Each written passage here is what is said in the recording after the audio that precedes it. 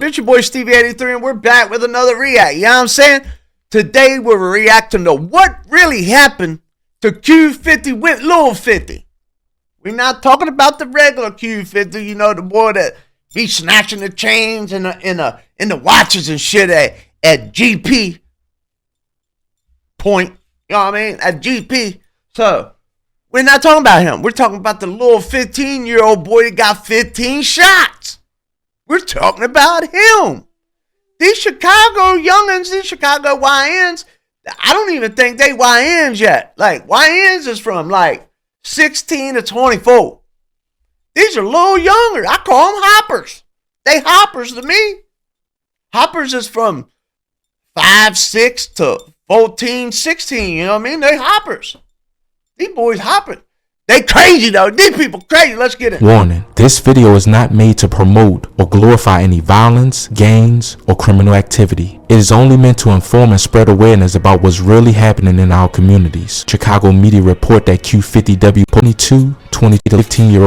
Warning. This video is not made to promote or glorify any violence, gangs, or criminal activity. It is only meant to inform and spread awareness about what's really happening in our communities. Chicago media report that Q50W lilQ50 was a 15-year-old aspiring drill rapper identified as Anthony Smith. Police say he was fatally shot in the Southside Chicago alley on the evening of October 22, 2024.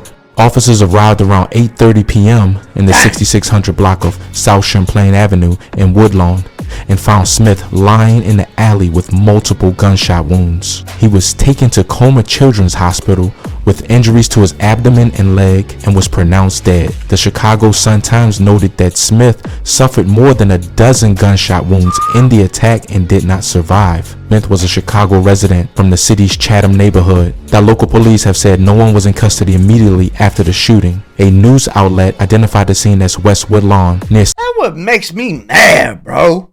Like, what do CPD really do? What do they really do? You don't. I mean, you might could get them where they get some of them. You know what I mean? Might get, but they don't be solving shit.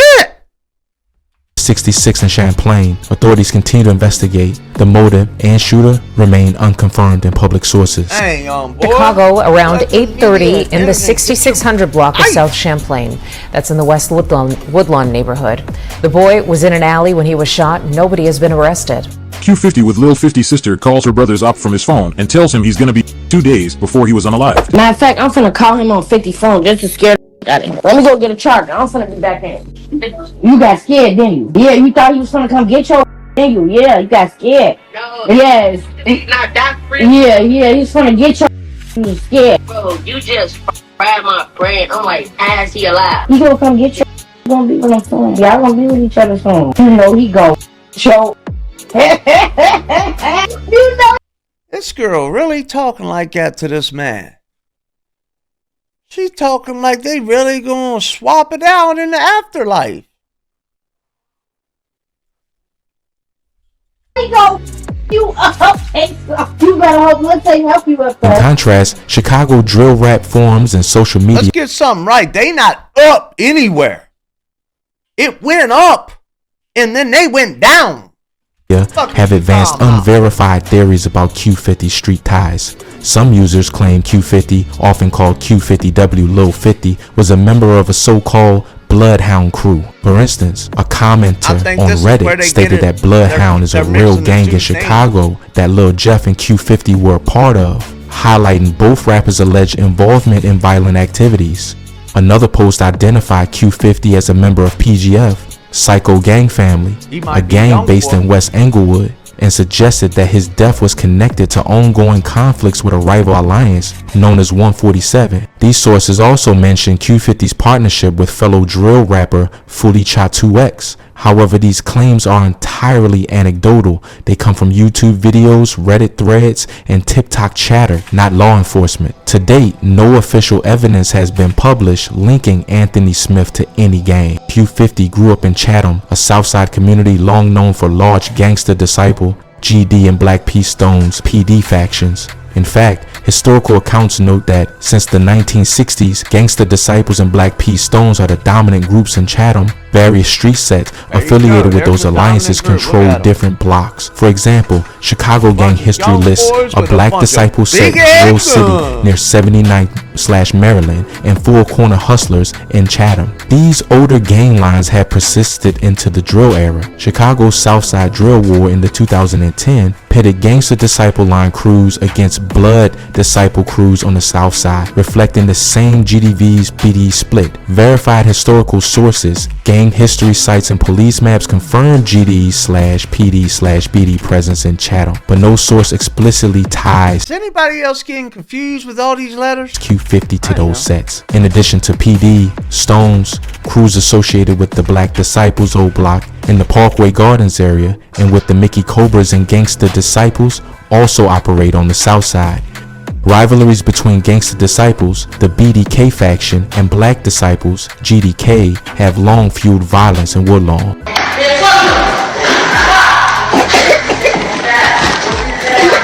Why is he running from home? No! Watch this! I'll be right back! Why you want just throw? Why you just shoot the 30? Why you want to shoot the 30? Oh, fuck him! You finna see! You never hold me like this, come on! And he ain't do shit after this. Come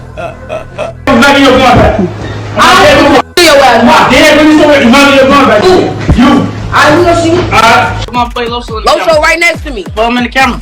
He say he a sniper. He don't need to be seen. Hey, I can merchant, nigga. Y'all ain't trying to 2v2. We need some. What's the name? I can't let Uncle. We don't even got no trap. I mean, No trapping. On social, we ain't got no trap. How the fuck we go? You know, cause you know we get them game waves. I know them game waves. Cause guess what? I used to every day. Hey, look, that game way right now ain't gonna fade it on the block, but that game way famous. Hey, look, don't come up that block again. Don't come up that block, no more. In late 2024, a video circulated online showing Chicago rapper Fully Chop allegedly taking a firearm from fellow rapper K-Su during an Instagram live session. This incident, widely discussed on forums like Reddit, sparked debates about trust and betrayal within their circle. Shortly after, Fully Chop was reportedly involved in a shooting incident, leading to further speculation about the consequences of the earlier event. Jason Stray, aka Tasky, a 23-year-old Chicago rapper associated with Drill City/Bloodhound circles. He was fatally shot early March 11, 2025 on the 1400 block of West 77th Street, Auburn, Gresham. Officers found Stray lying on the sidewalk with a gunshot wound to the chest. He was taken to a hospital and pronounced dead. Stray is listed by drill culture sources as part of the same Bloodhound/Drill City network as Q50. His death and identity are confirmed by the Sun-Times report. On February 2nd, 2020, 15-year-old Marlon Games, aka Marlo, was shot and killed in the 5600 block of South Marshfield in Inglewood. Another one. 3 people pulled up in an SUV and at least one opened fire, hitting him 7 times. The shooter, Damian Coleman, aka Day Day, was 17 and already on electronic monitoring for a previous gun charge involving a stolen firearm. Just 10 days after the murder, police arrested Coleman with another gun on him. In 2024, Coleman pleaded guilty to the murder and was sentenced to 20 years in prison. His case highlights how gun violence and system failures continue to cost young lives in Chicago. PGF rappers have referenced him in songs. This detail is from online drill forums/Instagram and has no independent confirmation, so should be treated as unverified. Rivals/enemy gang members include Davion Nordis, also known as Baby Doc, was shot and killed in the early morning hours of May 8, 2023 in the Inglewood neighborhood of Chicago. Around 2:05 a.m., officers responded to the 5600 block of South Throop Street after receiving reports of a person shot.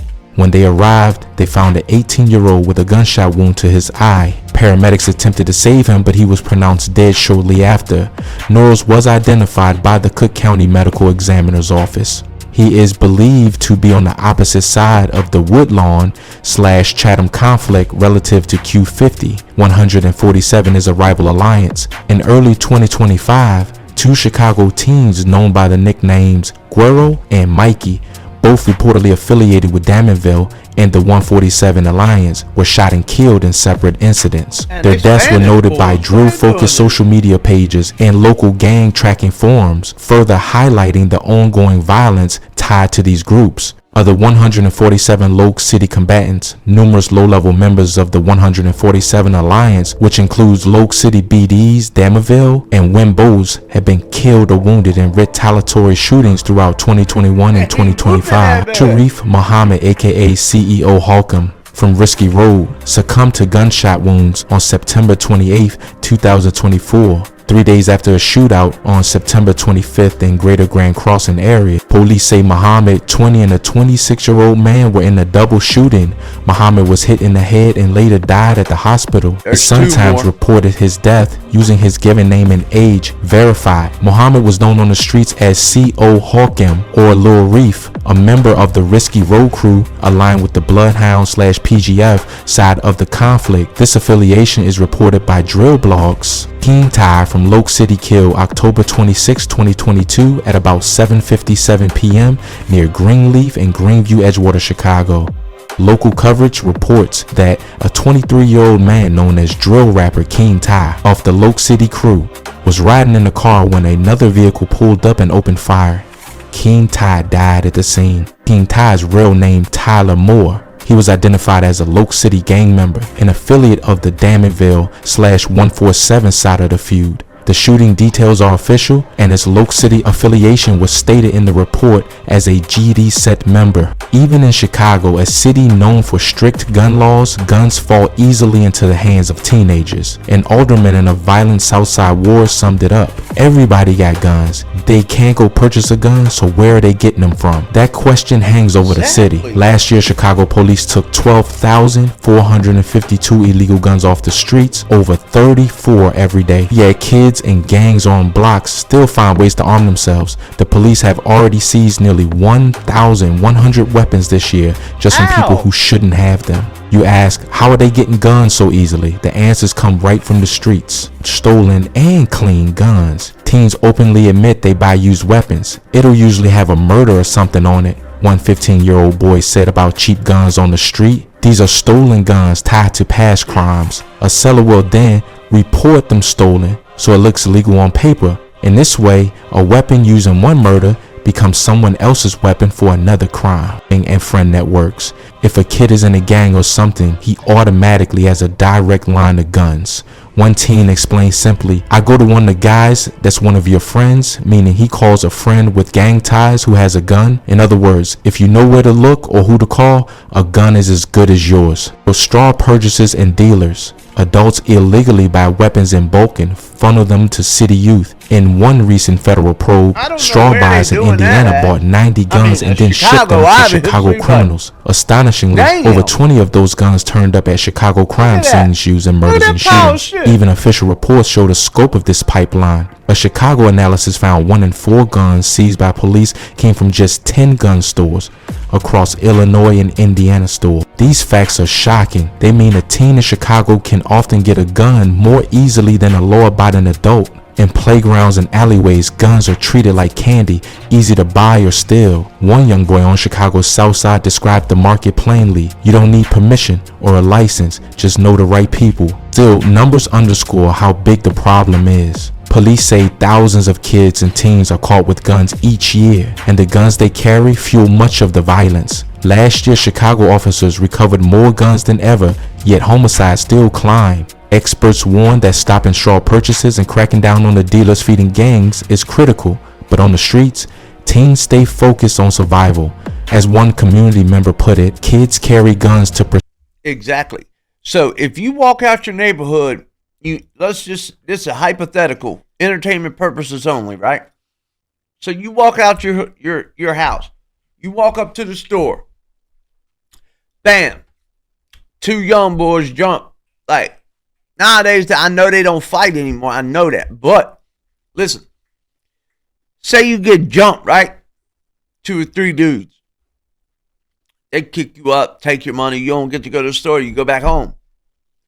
Next day, Mama needs you to go get some eggs, some milk or something up the store. You got to walk past these same dudes These dudes do it again. Whoop you up, take your money, whatever. You come back home and tell your mama, look, they jumped me. These dudes jumped me. They took my money. Blah, blah, blah, whatever. Next day, come back. You on your porch, blowing a cigarette, smoking a J, whatever.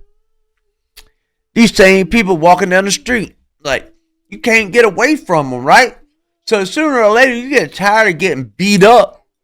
And you go to the man and get your hammer. Protect ourselves because the other kids got guns. In interviews and online forums, the tone is grim. A Chicago resident wrote angrily on social media about a video of teens with guns. Where are the parents? Little kids carrying guns with an air of confidence. It's the new normal that fuels drill rap videos and news clips. The reality is painful. Children as young as preteens are armed. Music videos, Instagram and TikTok feeds show teen boys flipping their shirts to reveal pistols, treating bullets like jewelry. For Chicago's families and leaders, the message is both simple and terrifying. Guns are everywhere on the street, even for kids. We have seen it with our own eyes and heard it from those living it.